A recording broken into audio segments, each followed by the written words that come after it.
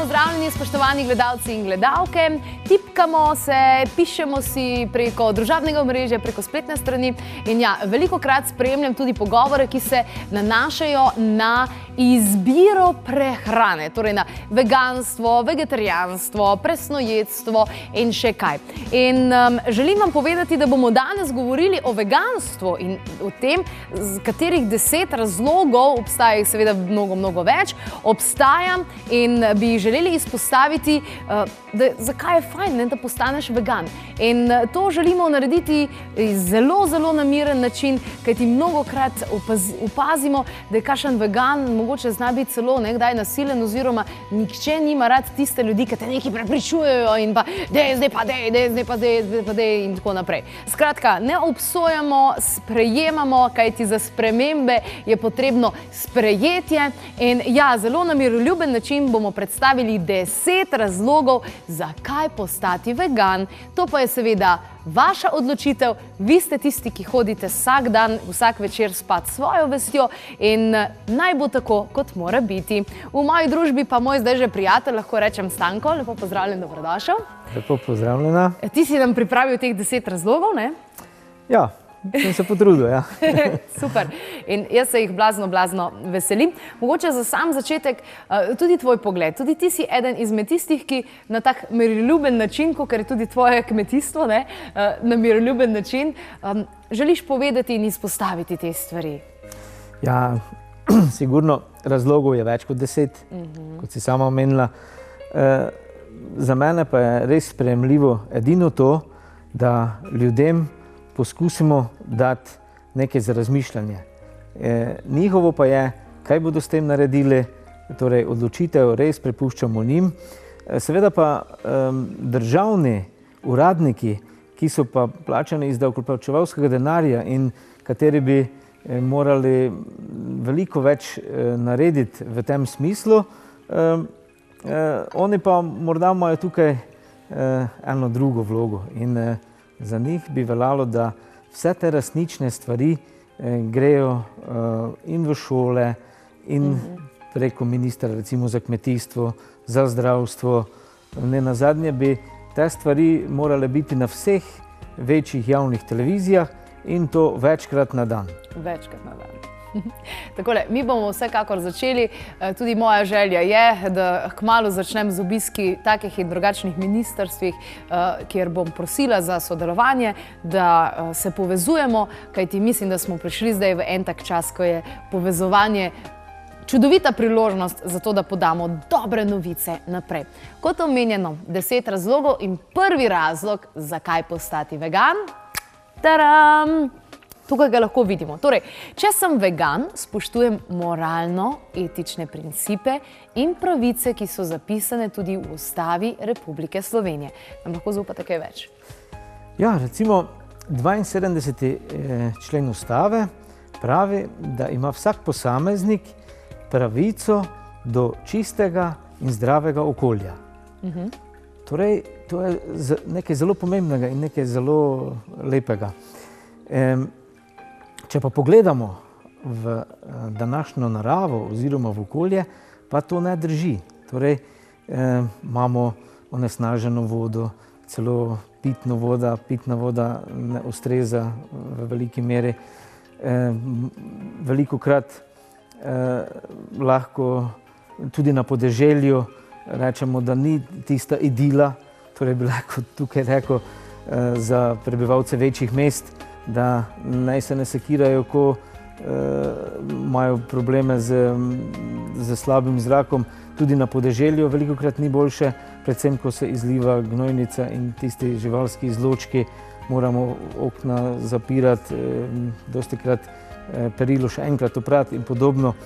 Torej, nekako ta 72. člen je lepo napisan, ampak to dejansko ni. In če imamo pravico, imamo tudi obenem tudi dolžnosti. In dolžnost vsakega posameznika, kot recimo države, je, da delamo korake, da do tega pride.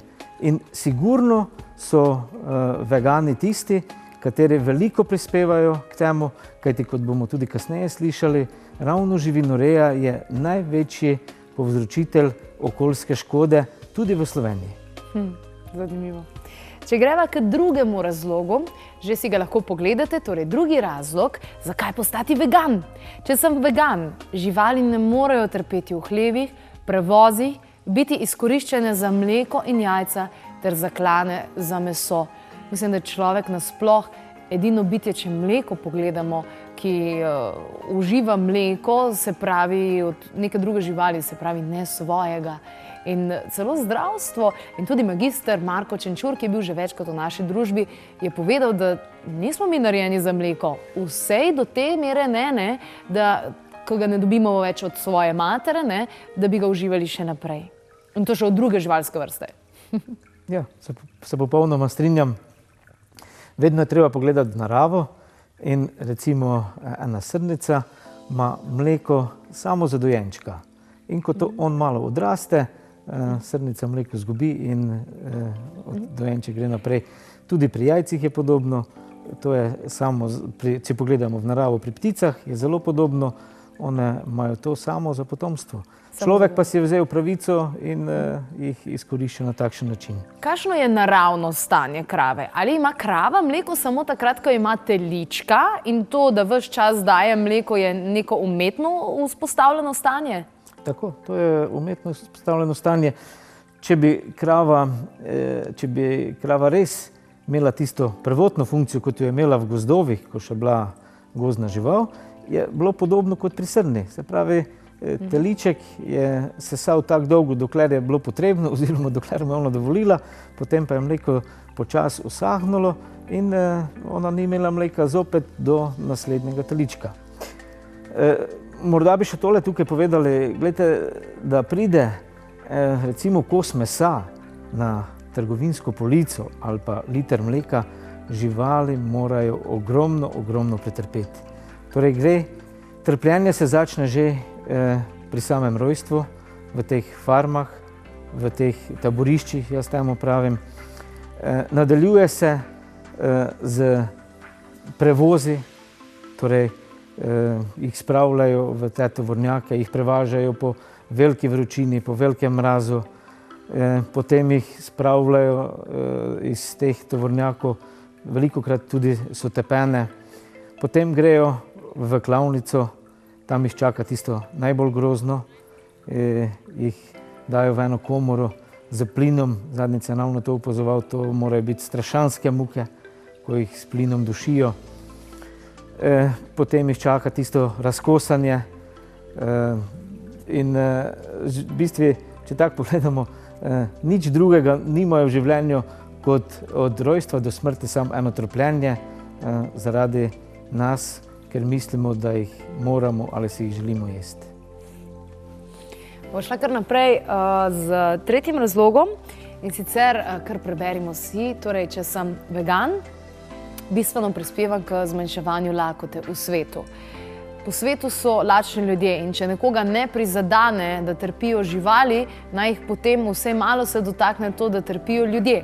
In ljudje zaradi lakote ne bi trpeli, če bi ljudje bili vegani. Kako je to povezano? Ja, gledajte, to je zelo preprosto za vse tiste, ki se malo v to poglobijo. Danes ni nobena skrivnost, oziroma je javno znano, da z lakoto trpi več kot milijardo ljudi, da recimo dnevno umre več tisoč otrok zaradi lakote. Morda v času te naše oddaje bo umrlo zaradi lakote 500 do 1000 otrok. In to se vse dogaja bolj kot ne malo dlje od nas in sploh o tem ne razmišljamo. Vendar tudi pri nas v zadnjem času imamo ljudi, morda, kateri pa so tudi večji del dneva lačni. In glavni razlog za lakoto danes je zopet množična živinoreja. Kajti množična živinoreja za krmo živali potrebuje nekje 70 do 80% vseh obdelovalnih površin, kar pomeni tudi to, da Evropejci in Amerika sejejo krmo za živali tudi v tako imenovanem tretjem svetu.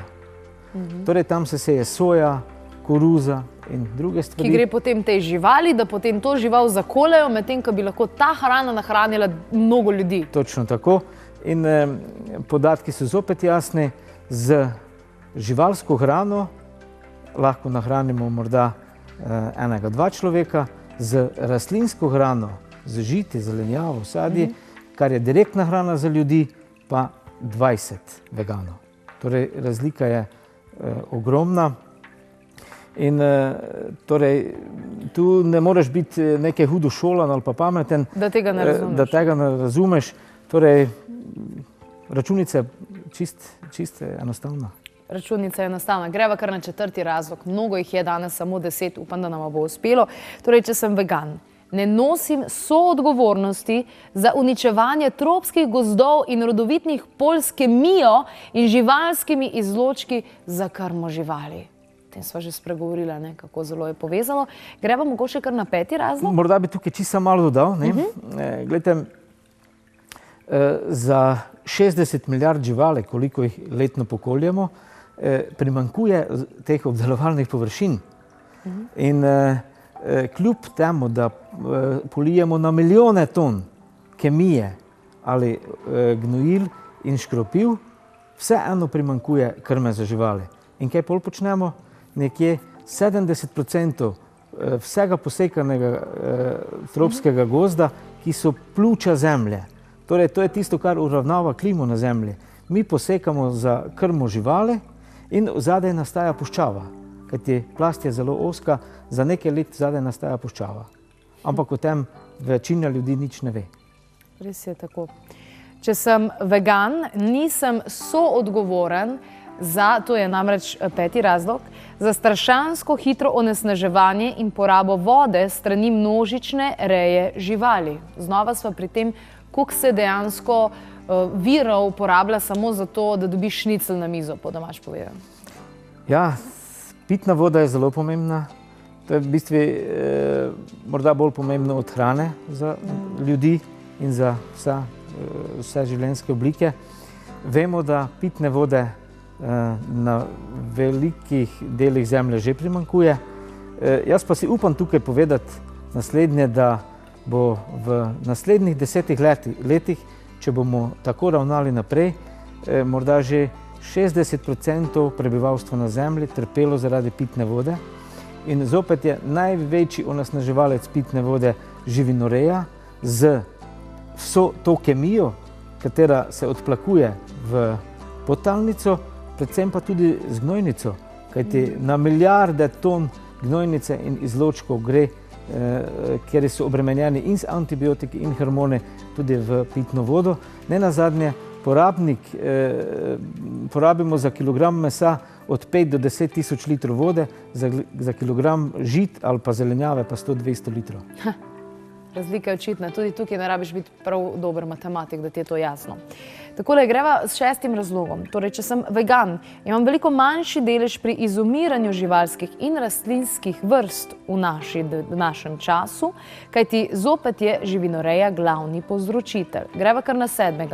Če sem vegan, imam veliko manjši delež pri izpustu toplogrednih plinov, ki škodujejo podnebju. Zopet je tu med glavnimi povzročitelji živinoreja. Torej, podnebje in pa veganstvo. Znova je veganstvo rešitev tudi za podnebje. Prej smo govorili, da je veganstvo rešitev za lakoto, tudi pri podnebju, pri onesnaženju. Ja. Glede, mnogi biologi in ekologi trdijo naslednje. En začaran krog.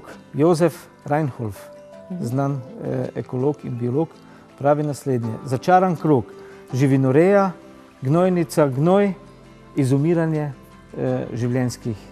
živalskih in rastlinskih vrst. V naravi vemo, da velja kozmični red in če ga človek poruši, je to zelo slabo in za živali, rastline in za ljudi. Podobno kot recimo ura. Če en kolešček ne dela, se ura ustavi. In podobno je tukaj.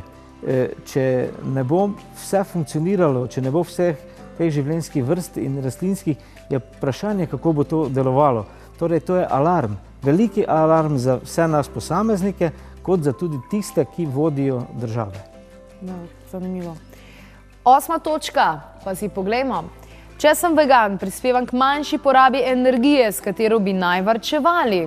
Kmetijstvo, ki ima poudarek na živinoreji, zopet veliki porabnik. Ja, danes je zopet znano, podatki so naslednji. 1/3 vseh surovin porabimo za rejo živali. Torej, vsi vemo, kako bi naj varčevali z energijo, z vsem. Za rejo živali pa porabimo 1/3 vseh surovin. A ni to za razmisliti? Vsekakor, da je.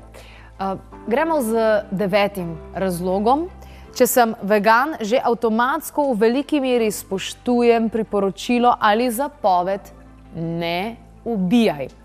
Poznamo ogromno ljudi, ki so dobri kot kruh, pa mravljici ne bi nič hudega naredili.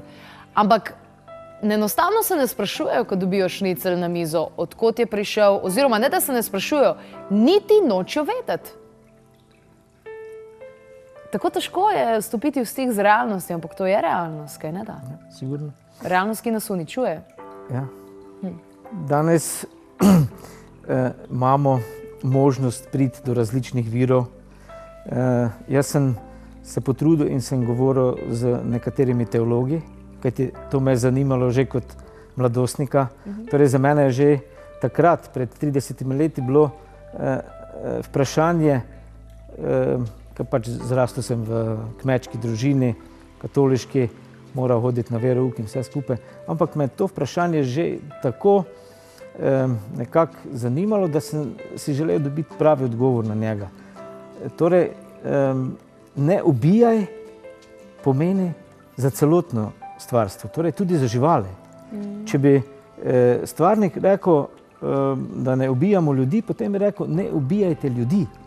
Torej, izrečeno pa je bilo priporočilo ali zapoved, kako pač kdo temu reče, ne ubijaj. Torej, velja tudi za živalski svet. Živi in pusti živeti. Tako.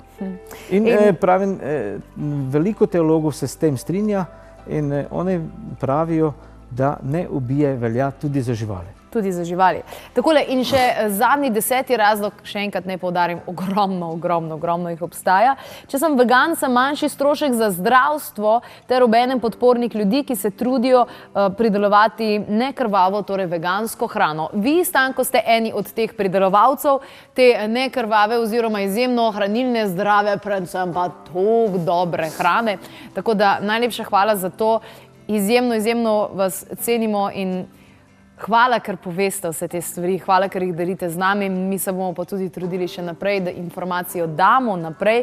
In kaj naj vam rečemo od drugega, spoštovani gledalci in gledalke, na www.klepetobkavi.si si lahko preberete celoten članek.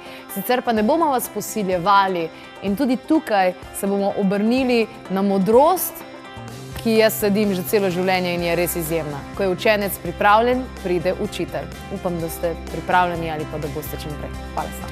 Hvala.